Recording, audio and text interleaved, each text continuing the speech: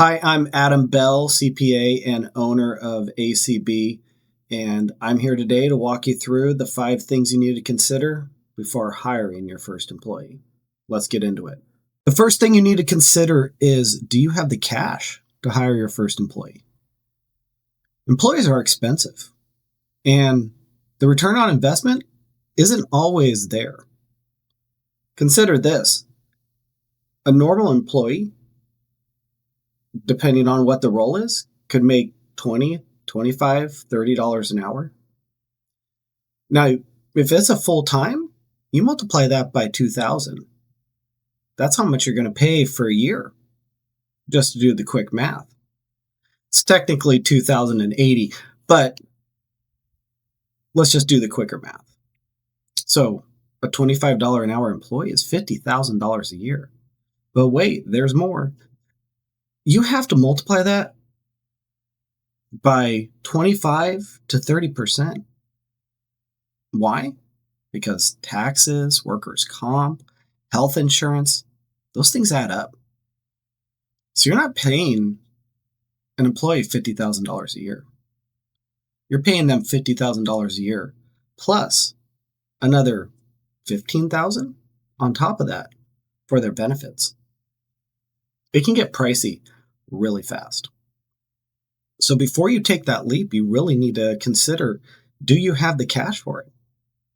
And you shouldn't assume that bringing someone in will magically bring you in more cash.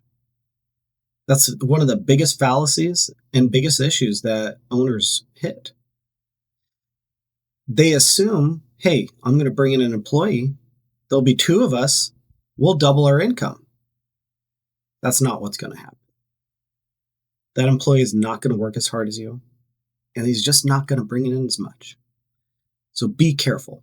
You should have the cash ahead of time before you jump into that employee.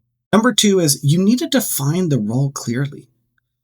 When you bring in that first employee, she should know exactly what the role is, what her expectations are, what numbers she needs to hit. And yes, they should be numbers.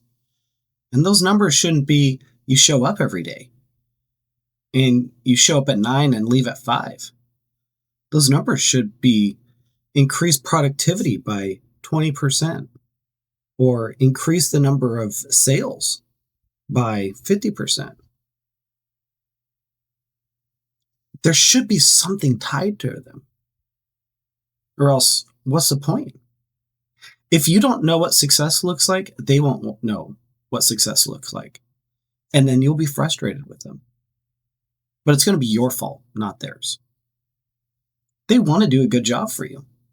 They just don't know what the job is. So how can they be successful? You need to define that. And you need to define it before you hire them, not after. Number 3, confirm the return on investment. Every single hire should be strategic. It should be directly tied to something. What is that person doing? And no, I don't mean, oh, they're answering the phone. Oh, they're running the cash register. That's not what it is. What are they doing? Are they there to increase sales? Are they there to enhance the customer experience? What are they doing? And the answer is not free up more of your time or because you feel like you're overworked. That's not a return on investment. It might make you feel better, but it's not palpable. You're still going to feel overwhelmed. And then you'll be frustrated with that employee for no reason. So what are they doing? What is the measurable return on investment? Identify that ahead of time. Then tie it to number 2, a KPI. Number 4, build your systems first. Build it assuming that employee is in place. What are the SOPs? What do they need to have you approve ahead of time? What are they free to make decisions on their own? If they know what the rules are, if they know their guardrails, if they know how to perform tasks, then they're going to be a lot more successful. And they're going to need a lot less training, especially if it's documented and you can just give them the process. Document it ahead of time. That way you can work through how you're going to interact with this person before you even hire them. And number 5, and this is a big one, prepare for payroll compliance right out of the gate. And please hire a payroll company that knows what they're doing. I can't tell you how many companies we come into and they're doing their own payroll through QuickBooks. It's great that you want to save money, but you're saving like $100 a month per employee. That's not a lot. And if you mess up payroll and you get sued, or you mess up the tax and you get fined by the federal government, you're going to be a lot of trouble. So why in the world would you gamble with something so litigious? Something that can get you in so much trouble? Just hire an expert. Have them do it for you. A lot of really good HR payroll companies, they'll even go to the extra mile and help you with onboarding and help you with getting good health insurance.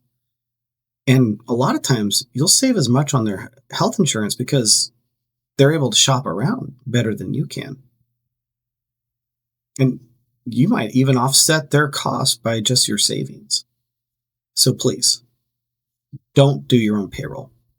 Just right out of the gate, have an expert do it. If you're thinking like, hey, I need an accounting staff, I would highly recommend you take a look at, us, ACB Logistics, because you get more from us than you would from an employee. And we can scale and grow. So you don't even have to make the decision, do you need a full-time employee? Because if you don't, you could pay us a fraction of what that employee would cost. And then we're performing the tasks and we come in with our own SOPs, already trained and ready to go. And we know what right looks like when it comes to the accounting side. So if you can outsource it, do that. Outsource your HR, outsource your accounting, outsource your legal and your marketing and your IT. Outsource that stuff. You need to get a lot bigger before it makes sense for you to bring that in-house. What you should be investing in, if you're investing in staff, are your operational staff, the staff that are your boots on the ground, doing the work every day. That's the staff that you need to be focusing your time, money, and effort on.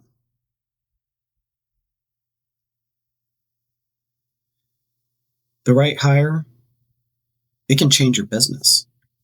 It can free up your time so you can grow. It can help that person get on a pathway of one day being your operator. And you don't even have to worry about jumping in to the office every day because that person is filling that role. It might be that you can establish other locations because you have that person. So it's an important step, but it's a step that you need to take with a lot of preparation. If you need help walking through these steps, hey, we're here for you. Reach out to ACB Logistics and we'll make the process a whole heck of a lot easier. Until next time, I'm Adam Bell, CPA owner of ACB, and we're here for you.